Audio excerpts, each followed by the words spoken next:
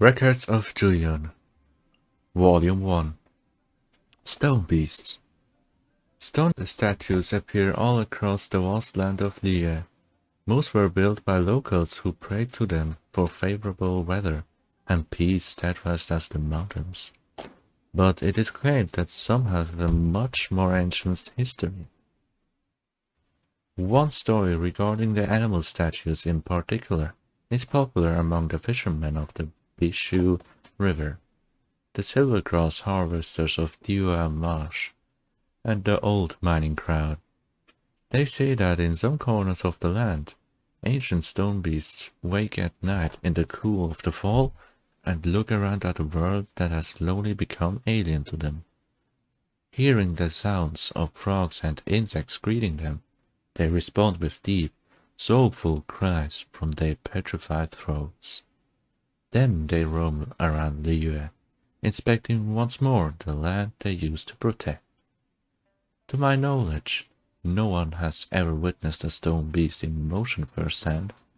However, local residents who know the territory extremely well have long observed and accepted the phenomenon that the animal statues can change location and posture overnight. Meanwhile, light-sleeping campers often report hearing a sound in the middle of the night that is like flowing water, only much deeper in tone. As for where these stone beasts originally came from, the elders of Jingse village say they are illuminated beasts who once fought alongside Rex Lapis in the Arkham War. After the war ended, the tide subsided and peace was restored. The illuminated beasts were no longer required to serve as defenders of common people, and one by one they retreated to more secluded parts of the country. There they lived free from concern for mortal affairs. But some illuminated beasts remembered with fondness the glorious days when they served under Rex Lapis, and they pined for the years they protected Liyue. Though they were not of the mortal realm, nor were they immortal, for them, too, life would one day come to an end. Thus, they beseech Rex Lapis to turn their ephemeral flesh bodies into everlasting stone. The merciful Geo-Archon granted their request and made them as such. Records of Jueyun, Volume 2, Palace Beneath the Sea. The day had arrived. It was time to collect the bride. The sea god looked majestic indeed as he sat center stage in his giant clown, holding in his hands the reins of two sea serpents. They stood as imposing as Mount Tianheng before the royal carriage as their master accepted the gift of pearls from the village elders and welcomed his new bride aboard the carriage. In return, the village would receive the sea god's blessing, a year free from tempests and tsunamis. The bride was whisked away to a place deep beneath the waves, far from home, far from the reveling crowd celebrating the festival, and far from her mother all alone. The sea god took her along a corridor of great columns, formed from the skeleton of a dead whale, that led to a palatial gate adorned with shining pearls and iridescent shells. Finally, the young bride had arrived at the palace the sea god had made for her, the palace that was to be her new home. "It was not my plan to meddle in the affairs of common people," came the god's voice rippling through the water. It was a husband's attempt to console his bride. "This place has served as a new home for many other young women, and it also had become the place they spent their final days. Many of them were driven away from the village where they were born. For them, the ocean has provided safe refuge. Somewhere they could sleep peacefully without fear of being disturbed. Somewhere they could call home. But this young woman did not want a new home decorated with prize pearls and rare shells. The dazzling spectacle of the ocean floor and the creatures that she knew lurked in the darkness filled her not with peace, but with dread. Time went by, and the longer she stayed in her bewildering ocean chamber that knew not sunrise nor sunset, the more homesick she grew, and the frailer she became. Eventually, there came a day when the sea god sensed what his young bride was feeling. Though he was saddened by her choice, he allowed her to go through with her decision. I'm the fallen world of the humans. There will come a day in your life when you regret this decision.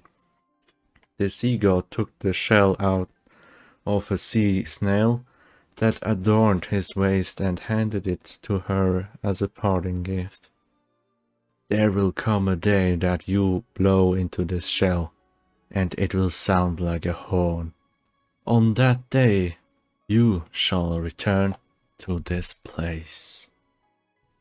The young woman took the shell and returned to the land. The years went by, and soon she became a mother herself.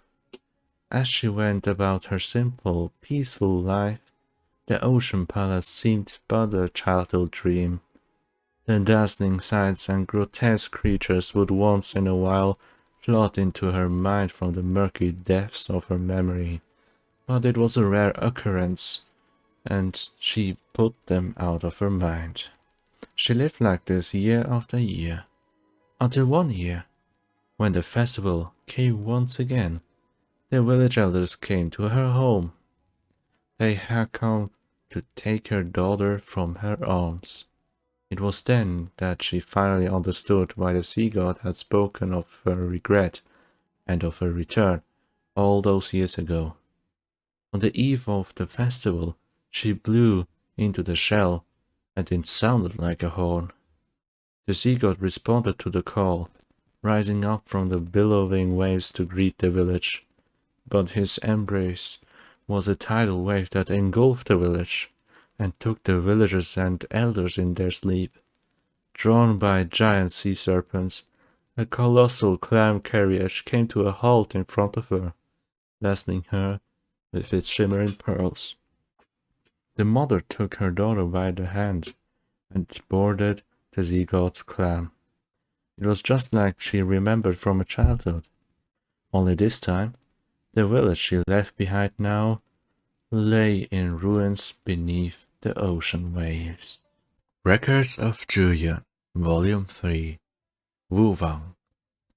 Hiding between the jagged peaks in the north of Mount Jingxe is a slope known as Wuwang Hill, a palpably ominous place, and the setting of many tales of supernatural phenomena.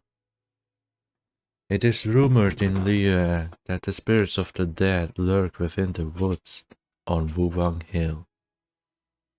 They roam the perimeter of the decrepit village, wandering among the withering trees and rotting foliage, eternally yearning for things left unresolved in living years.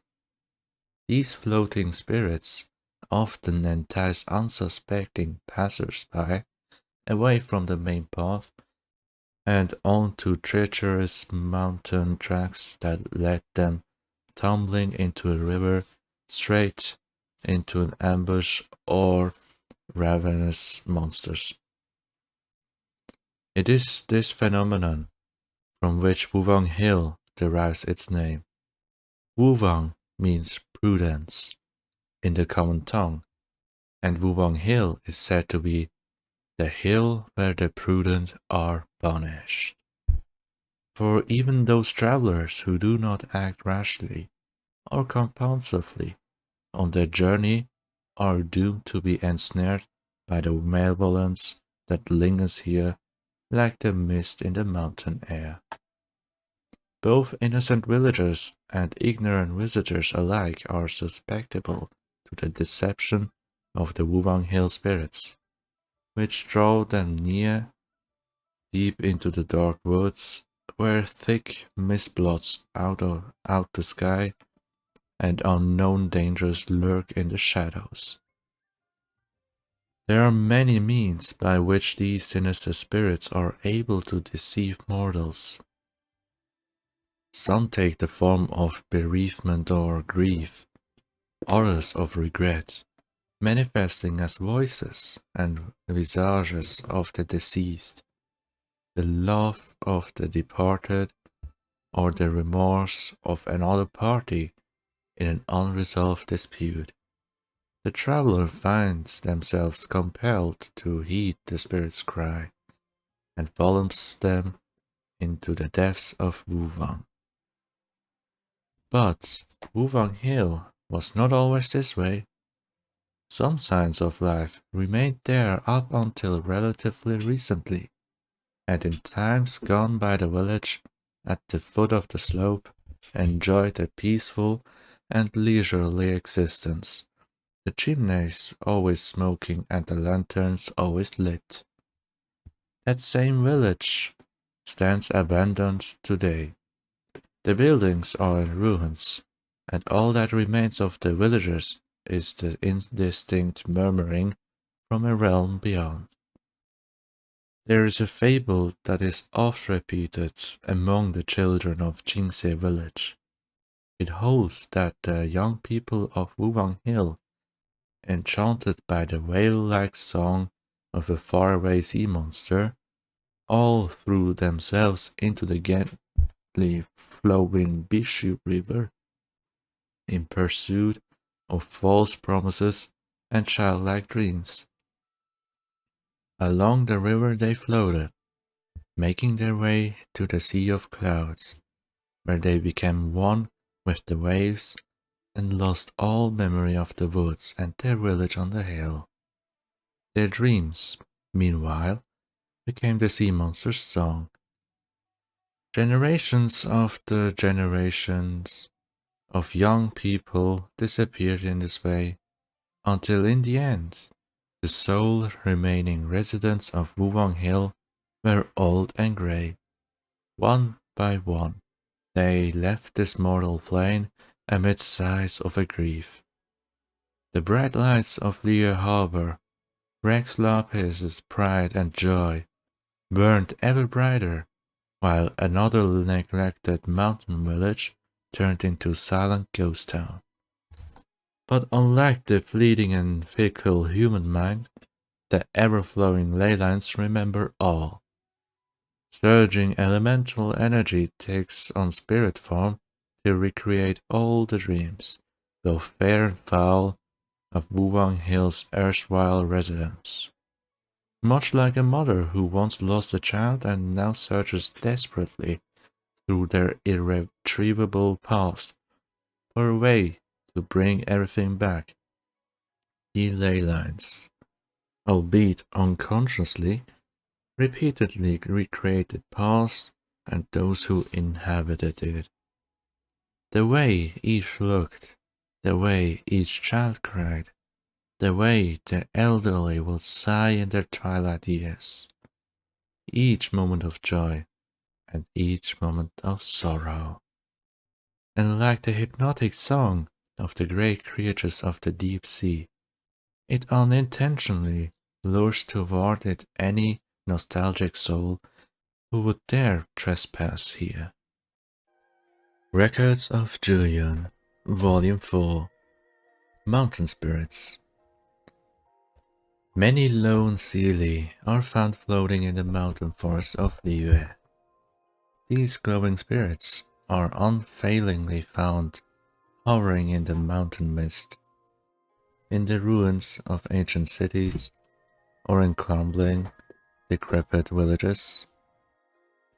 Should the vision barrier draw near, the Seelie will guide the way for them, leading them to long-hidden treasure or unfathomably ingenious mechanisms.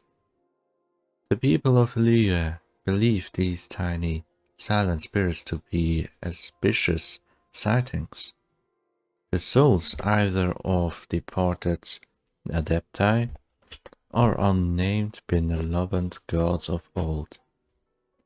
Others believe they are the echoes of strangers without kin, lingering in the mountains to guide lonely, lost visitors onto the path back home. Another old legend told in the mountain villages claimed that there was once a time before the adepti had come into being when the Seelie who meander in the mountains knew an altogether different existence, one in which they had beautiful physical forms and possessed great wisdom. That era, when the Seelie roamed the mountains and strolled through the grand halls in the cities of old, is said to date back even further than the days when Rex Lapis fought bitterly against countless rival gods. At a far-flung moment in the distant past, the ancestor of the Seelie met a traveler from afar, with whom they saw an oath of union witnessed by the three sisters of the lunar palace. Just 30 days later, a sudden disaster struck.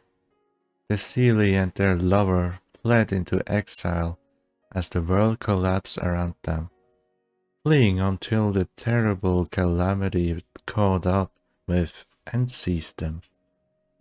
Their cruel punishment was to be separated from each other for eternity and to have their memories wiped without a trace. The graceful but heartbroken Seelie and the sisters grew more sullen and withdrawn with each passing day, to the point where their wondrous forms withered away, leaving fragments of their former selves scattered in the mountains and ruins, where they turned into tiny little life forms.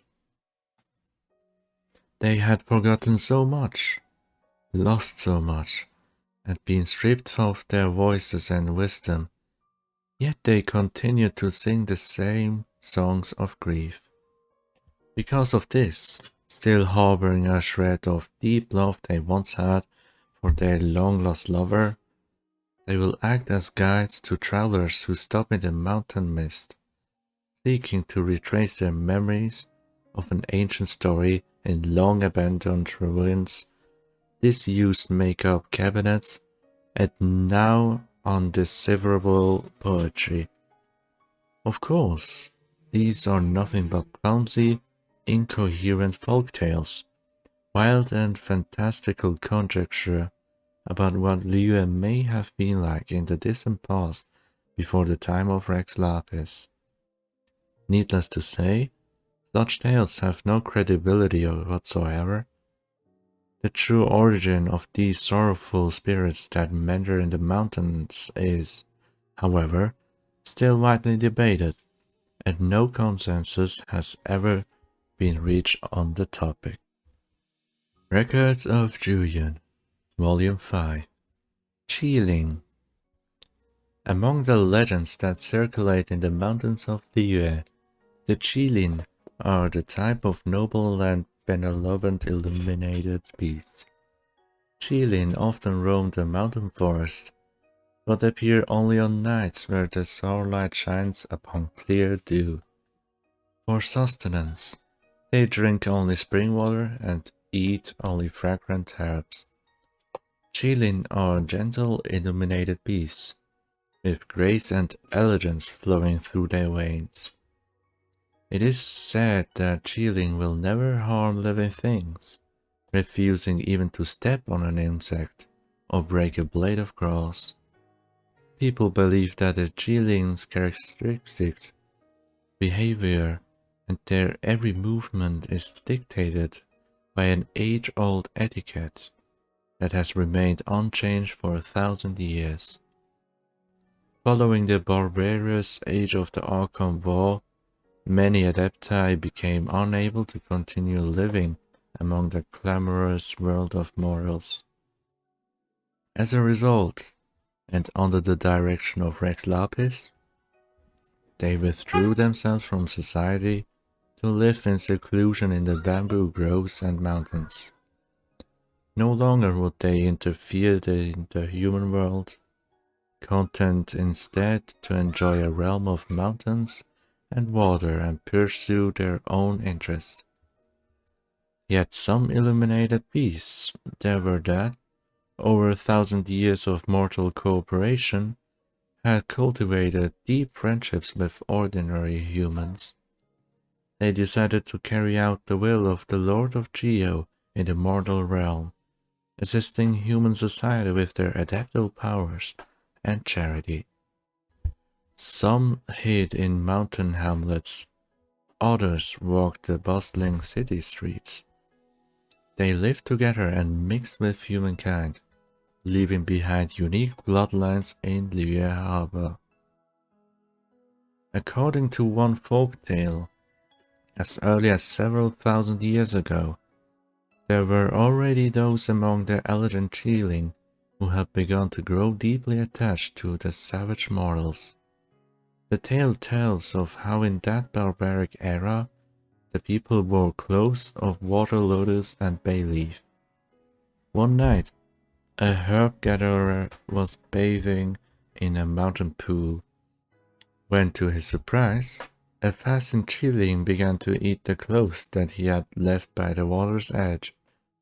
The illuminated beast was too young to understand human notions of shame and privacy, and had yet to learn the conduct of illuminated beasts in their mortal realm. To make up for her crude behavior, and to avoid startling the vulnerable mortal with her otherworldly adaptable appearance, she transformed into one of human bearing. As the pale light of the full moon fell onto the pool, she appeared before the herb gatherer. The young illuminated beast ultimately did not understand human notions of shame and privacy. She stood in the mountain forest, lit by cold moonlight and the glow of fireflies, clothed only in dewdrops and the lunar gleam. Together with the ignorant mortal she traveled, strolling happily among flowers and bamboo groves, revealing to him the mountain dwelling of the Adepti, interpreting for him the language of the birds, sleeping lightly amid the cry of insects, sinking softly into shared and ancient dreams. As the herb gatherer began to stir at the first light of dawn, he awoke to find that the noble illuminated beast had vanished without a trace. As for how this tale unfolds, opinions vary widely.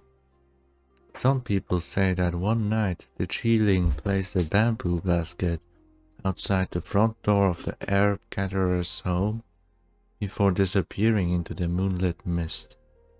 When the herb gatherer came to the door, he found the child soundly asleep inside the basket. Others say that from that moment on, the Qiling lived together with the mortal, gave birth to children, and grew accustomed to human life. No matter the truth of these 1,000-year-old matter, the elegant, illuminated beasts continue to walk among the residents of Liyue, unseen among the sea of people, waiting for the day when Rex Lapis calls them forth once again. Records of Jueyun, Volume 6. Hidden Jade. In the valley northwest of Liyue Harbor and south of Nantianmen lie many silent ancient ruins. One of these areas is known as the Jueyun Ruins. This area is said to have already existed even before the time of the Archon Wars. According to old legends, passed by word of mouth, Dunyu means the land to which beauteous jade flees. In a past beyond memory, Even Rex Lapis would still have been young. A star fell from the sky into the barren plains west of Lie. These plains were transformed into a huge and deep chasm in the wake of that star's descent, and jade would emerge from within, beautiful and limitless, and it would become the foundation for 1,000 years of industrial mining in Luye thereafter. Legend has it that when that nameless star fell, a fragment of it broke off and crashed into the rocks in northern Lisha. As most know, worthless stones harbored soul and spirit, and in manners and times not witnessed by mortal eyes, they watched and listened to the ley line's pulses, the echoes of the alpine springs, and the slow but inexorable movements of the mountains. But unlike the ordinary but enduring stone of the earth, the fragments of the meteorite that fell from heaven had a proud and agitated temper. Later, when countless gods and rulers fought over the appointed celestial seats, and the very stars and the abyss themselves faded, tragedy and evil embarked the breath of the waters and mountains. The fallen star could bear this no longer, and heedless of the great chasm's persuasions to stay, it leaped away towards the heavens. As it returned to the skies, the heavenly jade left behind a deep pit, within which humans would build great cities and mighty fortresses, finding refuge and shutting themselves in with the leftover inheritance of that fallen star. Over the tumult and storms of the next few thousand years, the redoubts of the Dunyo Valley stood tall and maintained prosperous relations with Liyue Harbor up till 500 years ago. But with the coming of the Black Calamity and the rise of the Abyss, the residents of Dunyo sealed the ancient city and departed for other lands. None know why these refugees chose to shut the gates of their home, and even the millennia-old Adepti and Yaksha are silent on this matter. And so, the sealed fortresses became giant, silent tombs, with naught left in them but the sound of pond water and the wind whistling through empty halls. And thusly, too, did they come to be called the Dunyo ruins by the people of Liyue.